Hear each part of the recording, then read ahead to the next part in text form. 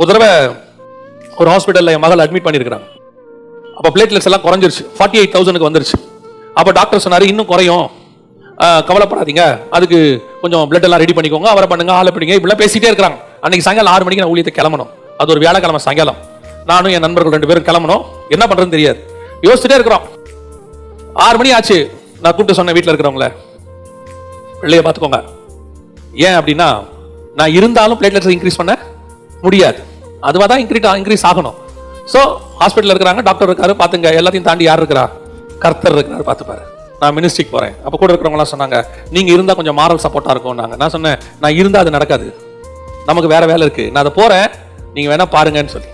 கரெக்டாக நான் கிளம்பும் போது 6 மணிக்கு ஒரு டெஸ்ட் எடுத்தாங்க. 6:15 நான் கிளம்பும் போது அந்த ரிசல்ட் வருது, பிளேட்லெட்ஸ் இன்க்ரீஸ் ஆக தொடங்கிருச்சுன்னு வந்துச்சு. அப்போ டாக்டர் சொன்னார், இனிமேட்டு கண்டிப்பாக என்னவாயிடும், இன்க்ரீஸ் ஆயிடும்னாரு.